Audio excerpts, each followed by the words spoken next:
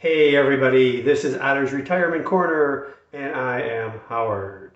Just want to pick up on something we talked about in the last video about gambling. I asked the question, if you're playing blackjack, you have a 16, a 10, and a 6, dealer showing 10, what do you do? Had several answers to that. The one who was the closest to being, his answer was right, it wasn't necessarily complete the way I was looking at it. SW Florida man, which I'm assuming means Southwest Florida man. Correct answer was if there's no surrender, you hit. If there is surrender, and by surrender we mean you have the option of turning in your hand before making that decision and getting half of your money back. So you bet 10, they give you, they take 5 of that away and your hand's over. Some casinos have surrender, some don't. If they have it, you take surrender. So that was right. For those of you, generally, always hit 16 against a dealer, 7 or higher. But the full answer is, it depends, like a lot of my answers. So if you're counting cards, there's sometimes you will hit that 16, there's sometimes you will stay on that 16. Of course, if your 16 is 2 8s, you'll split them. But that's, a whole other story.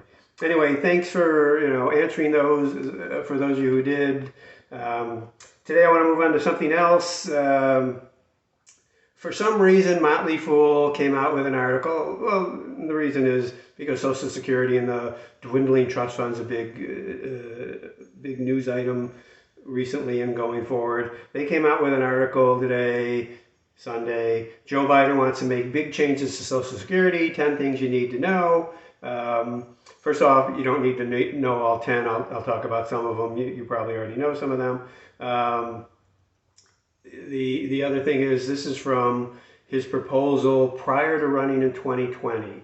Why they want to rehash this, I don't know. The other thing is, Biden, as some people like to say, a lot of people like to say, Biden promised us an extra $200 of Social Security benefits, and he ran on that. I've covered this before. Absolutely not true. He never promised anything. He knows, half the world knows, presidents just can't unilaterally change Social Security benefits. He did support several plans, including Representative Larson's plan and Senator Sanders' plan to increase benefits by $200 a month for everybody, but he didn't promise that. Nobody's promised that. What you're seeing are proposals. They're not bills. Nobody's promised you anything. These are just people talking about how they want to solve that Social Security problem. All right, so we've got this article, and I think it's just good to sort of go over some of the options and what they would and wouldn't do. We know it's underfunded. It's going to run out. The trust funds are going to run out in 9 or 10 years. We could see reduced benefits by then.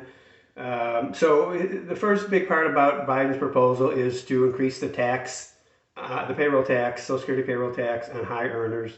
And right now you pay your 6.2% payroll tax in addition to the employer paying 6.2% payroll tax on everything anybody earns. Anybody, no matter how much you earn, the first $168,600, you pay that 6.2%.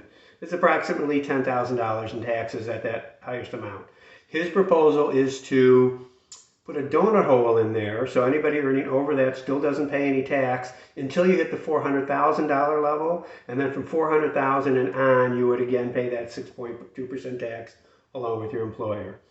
So that's that would fix part of our problem, but because he has other proposals that would use up some of that money, it sadly doesn't go very far.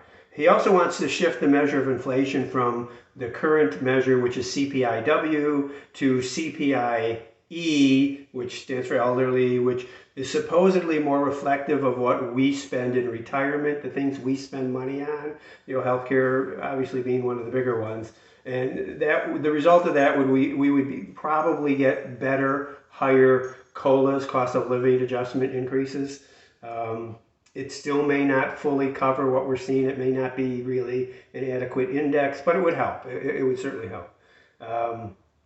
The one I like most is he wants to increase a special minimum benefit Right now, I think the minimum benefits are about $1,060 some dollars.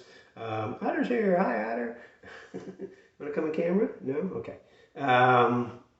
So he wants to increase that to 125% of the poverty level, which would bring it up to $1,568 as a minimum. That would be great. The neediest people would then get the benefit of it. The problem is that eats up some of that extra payroll tax he's talking about.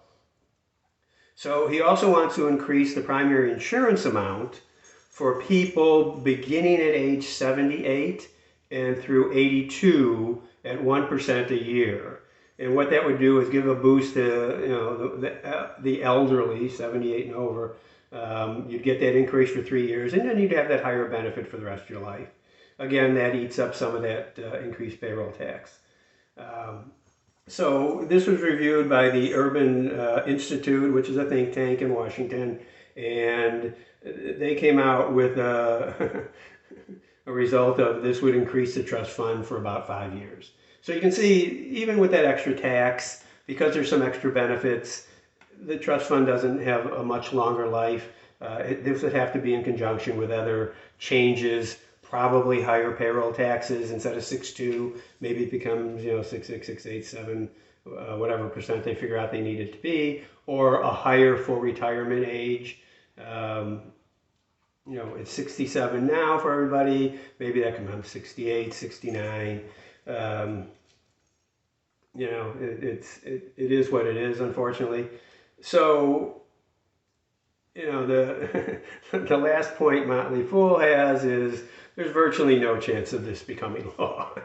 so why talk about it? But I think it's good to talk about it. I think this shows how deep the problem is.